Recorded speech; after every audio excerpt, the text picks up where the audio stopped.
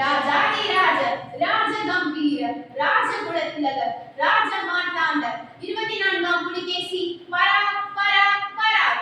வணக்கம் அமைச்சர்களே, இன்று என்ன விவாதம்?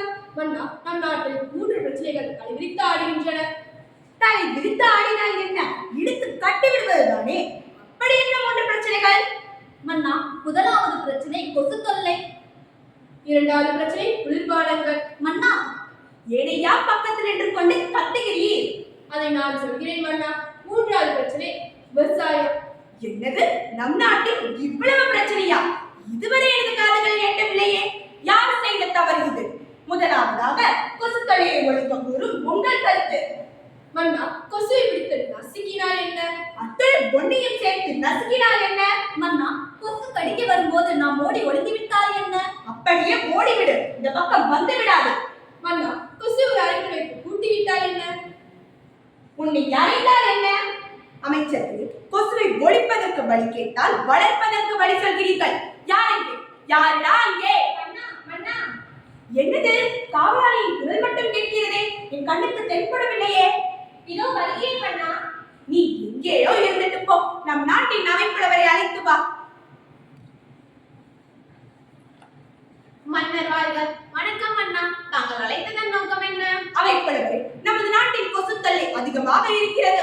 அதை தவிர்க்க வழி ஒன்றை கூறும். மன்னா, முதலாவதாக வீட்டின் அருகே குப்பை கொட்டுவதை தவிர்க்க வேண்டும். இரண்டாவதாக வீட்டை சுற்றி தண்ணீர் தேங்காமல் பார்த்துக் கொள்ள வேண்டும். மூன்றாவதாக தண்ணீர் தொட்டிகளை சுத்தமாக வைத்துக் கொள்ள வேண்டும். இம்மூன்றினை நாம் சரியாக செய்தால் நம் நாட்டின் கொசு தொல்லை அறவே ஒழித்து விடலாம். அருமை. அமைச்சர்களே, அவைப்புலவர் கூறியதை கேட்டீர்களா? மன்னா, இதை மக்கள் ஏற்றுக்கொள்வார்களா? வாய்ப்பில்லை ராஜா, வாய்ப்பே இல்லை. உன்னை அப்படியே தூக்கி அடிச்சிருவ பார்த்துக்க. நீ என்ன அமைச்சர் அல்லவா? சற்று யோசிக்க வேண்டிய சிந்தனை. இப்படி செய்தால் என்ன? எப்படி சொல்லும்? வீட்டை சுத்தமாக வைத்துக் கொள்பவர்களுக்கு பரிசுகள் ஏதேனும் கொடுத்தால் என்ன? அப்படியே ஆகட்டும். வீட்டை சுத்தமாக வைத்துக் கொள்பவர்களுக்கு 1000 பொற்காசுகள் அளிக்கப்படும் என அறிவீர்கள். அப்படியே ஆகும் மன்னா. வணக்கம் மன்னா, தாங்களை காண ஜாக்சன் துரை வந்திருக்கிறார். யார் அந்த ஜாக்சன் துரை? மன்னா, சென்ற வாரம் குளிர்பானங்களுக்கு அனுமதி கொடுத்தீர்கள் அல்லவா? நான் இப்பொழுது அனுமதி கொடுத்தேன். அதற்கு கூலியாக நாம் கொடுத்தார்கள் அல்லவா? இனாமினாம். அழைத்து வாருங்கள் ஜாக்சன் துரை அவர்களை. வணக்கம் மன்னா. நீதான் அந்த ஜாக்சன் துரையோ? மன்னா, உங்கள் நாட்டில் எங்கள் பானங்களை விற்பனை செய்ய அனுமதிக்க வேண்டும். நீ எதை வேணுமானாலும் விட்டுக்கொள், ஆனால் எனக்கு தேவை இனாமினா. மிக்க நன்றி மன்னா. மன்னா மன்னா, அங்கே பார்த்தீர்களா? இது என்ன மிளகின் மாமிசம்? மிளகை கொஞ்சம் அதிகமாக சேர்த்து பொன்னிறமாக வறுத்து சுவைத்தால் சுகம். மன்னா, சற்று பொறுங்கள். அது ஒன்றும் விலங்கின் மாமிசம் அல்ல. பானங்களை குடிப்பதால் அழுகி போன உடல் பாகங்கள் இவை. பானங்களை குடிப்பதால் இவ்வளவு கேடா? ஆம் மன்னா, தாங்கள் இனாமிற்கு ஆசைப்பட்டதால் வந்த விளைவு இது. நான் தவறு செய்துவிட்டேன். அன்றே எனது காதுக்கு செய்து வந்தது குளிர்பானங்களை குடிப்பதால் பல கேடு வரும் என்று. அமைச்சர்களே, நம் நாட்டில் குளிர்பானங்கள் விற்பனையாவதை உடனே தடை செய்யுங்கள். உத்தரவு மன்னா.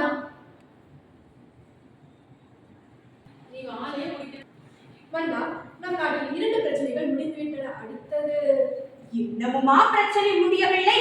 அடுத்தது என்ன பிரச்சனை? விவசாயம் மன்னா. அழைத்து வாருங்கள் தெனாலிராமனை. மன்னா, ஏன் தெனாலிராமன்? எங்கள் கருத்துக்களை கேட்கலாமே. உங்கள் கருத்து சிந்திக்க அல்ல, சிரிக்க. அப்படின்னு தெனாலிராமனுக்கு புழமை?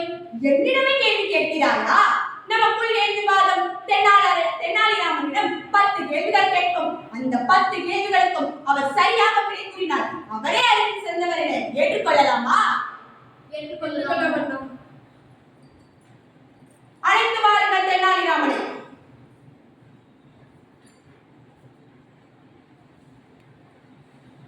வணக்கம் மன்னா, என்னை அழைத்ததற்கான நோக்கம் அறிந்து கொள்ளலாமா? தெனாலிராமா, உங்கள் புலமையை சோதிக்க 10 கேள்விகள் கேட்கப்படும். அந்த 10 கேள்விகளுக்கும் நீங்கள் சரியாக விடை கூறினார் நீங்களே அறிவில் சிறந்தவர் என்றும் மந்திரி பதவியும் அளிக்கப்படும். என்ன தெனாலிராமா, தயாராக இருக்கிறீர்களா? நான் தயாராக உள்ளேன் மன்னா. அவைப்புலவர் கேள்விகள் கேட்கட்டும்.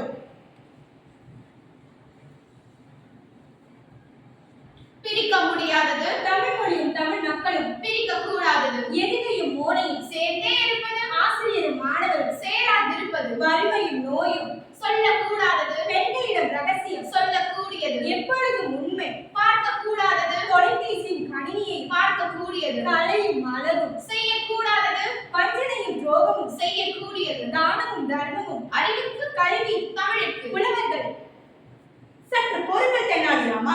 நான் என் பங்கிற்கு 2 கேள்விகள் கேட்க வேண்டும் அல்லவா? அடைமழை பெய்த அடுத்த நாள் படைப்படையாய் வந்ததாம் பரங்கி நாட்டு விமானம். எதிரி படை சுடாமலே இரவொடுத்தே இருந்ததாம். அது என்ன? ஈசல். மழையும் தண்ணீரும் இல்லாமல் பயிர் பச்சையாய் இருக்கிறது. பாக்கு வெற்றலை போடாமல் வாய் சிவப்பாக இருக்கிறது. அது என்ன? பச்சை கிளி. ஆறுமை தென்னாலிராமா. அரசே, சந்திரனும் சூரியனும் மறைவது போலன்று உம் ஆட்சி 8 திக்கும் நிலைக்க வேண்டும். தென்னாலிராமா, நம் நாட்டில் விவசாயிகள் பட்டினியாக வாடுகிறார்கள். அதை தவிர்க்க வழி ஒன்றை கூறும். அதை தடுக்க பல வழிகள் உண்டு. விவசாயிகள் மிக முக்கியமானவர்கள். அவர்களை காக்க முதலாவதாக நிலத்தடி நீரை பாதுகாக்க வேண்டும். இரண்டாவதாக ஏரி குளங்களை பராமரிக்க வேண்டும். மூன்றாவதாக விவசாய கடன்களை உடனடியாக ரத்து செய்ய வேண்டும். நான்காவதாக படித்தவர்களை விவசாயத்தில் ஈடுபட செய்ய வேண்டும். ஐந்தாவதாக மின்சாரம் இலவசமாக வழங்கப்பட வேண்டும். இதை செய்தால் விவசாயமும் விவசாய வாழ்க்கையும் செழிக்கும் அரசே. ஆஹா, ஓஹோ, அருமை அருமை. இதுவே என் கட்டளை. என் கட்டளையே சாசனம். வாழ்க மன்னரா. வாழ்க நம் அரசு, வளர்க நம் ஜெயநாடு.